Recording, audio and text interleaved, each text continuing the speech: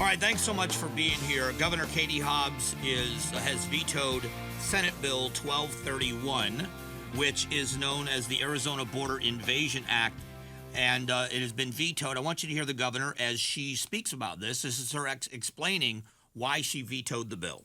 Anti-immigrant legislation to score cheap political points has no place in our state. Today, I'm delivering on my promise, and I am vetoing Senate Bill 1231. This bill does not secure our border. On the contrary, it will be harmful for communities and businesses in our state and a burden for law enforcement personnel. I know there's frustration by the federal government's failure to secure our border, but this bill is not the solution. It's for these reasons I will veto Senate Bill 1231. So here is my issue with that statement. We continue to hear the governor say that she is going to and wants to work across the aisle. Then she talks about political points that the other side is making. That's exactly what she's doing, because the base of the Democratic Party, and many of them are these open borders advocates. I'm not calling them bad people. They are activists on what they believe is right. But they also are the ones that are in the governor's ear. If the governor comes out and says, like SB 1070, it was in court for a long time. It cost the state of Arizona a ton of money. Right now, we've got the bill in SB 4 in Texas, which is in limbo, and they're fighting this all the way to the Supreme Court. When you get an answer to what happens there, if the Supreme Court says the Texas law can stand, then or doesn't, we're going to have more clarity on what the states have the ability to do. Why not let Texas bear the brunt of this cost to figure out what the Supreme Court's going to do, and then Arizona can figure out what direction it wants to take and how far it's able to go. But I'm not going to sign a piece of legislation that's immediately going to get challenged in court. And right now, with what the Supreme Court is doing, we don't know if it's going to be successful or not. So I'm not going to sign this with all the unanswered questions that are out there. So I'm vetoing this because of where we are with it. She says that. I think many people, a lot of the independent voters for sure would say that's pragmatic. What you're saying is pragmatic. We have no idea if it's going to stand up to constitutional muster. We spent a lot of money on things in the past. But when you go out and say these are just activists trying to score political points, that's exactly what you're doing. That's what you're doing.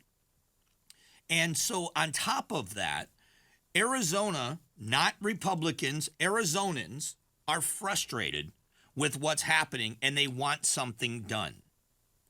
And they're not blaming Governor Hobbs, and neither am I. I am not blaming Governor Hobbs. I have disagreements with her politically. I'm certainly not blaming the governor of Arizona for our border issues. But what is happening is the way Texas is fighting is going to make it worse in Arizona. When you've got National Guard troops from all over the country on the southern border of Texas, when you've got razor wire and state police at the southern border of Texas, the cartels don't care how people come into this country. They don't care how people get here. All they're doing is they are human trafficking. They are trafficking people into the U.S. and drugs into the U.S.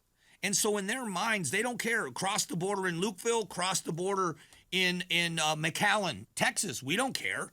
Cross the border where you crossed your border. We've committed. We have kept our promise.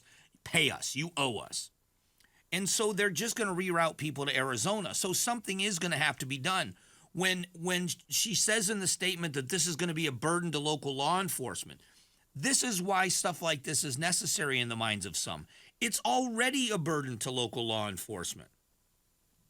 You listen to Sheriff Daniels in Cochise County. You listen to Sheriff Lamb in Pinal County. You listen to these sheriffs that are talking about what they're dealing with, how much, and you talk to any law enforcement agency in Arizona, go to northern Arizona and listen to them talk about fentanyl busts. It's already a burden on local law enforcement. It's a burden on all first responders, the ambulances and the care centers and the hospitals. It is already a big burden. So when you put all this together, whether this was the right thing to do is not the issue. The Republicans in the state legislature have every reason and every right to say we've got to do something. You may not agree that it's the right thing to do, but to talk about this being for political points, it's what you're doing is picking a fight where you don't need to pick a fight. At a time when you say, I want to work with the legislature, we got to get a budget done, we have to work together, and we have to do this, to make a statement slamming the other side for trying to do something that the federal government isn't, is not the way to build friendships, first of all, and working relationships. And I just think that to me, that's just picking a fight you don't need to pick. The Republicans in the legislature, everybody in the legislature, ought to be outraged at what's happening at the southern border. But to say that this was just done for political points is an absurdity. It just is. It's an insult to the people that are really concerned and trying to do everything they can to aid these communities that are overwhelmed. I mean, Senator Sinema is saying if we don't get more money for migrant care, we're going to be releasing people into the streets of Phoenix, into the streets of Arizona. That's the big concern. Thanks for watching The Mike Broomhead Show. Tap to watch the first season of Amazing Arizonans, a KTAR News podcast. You can also click the button in the middle to subscribe.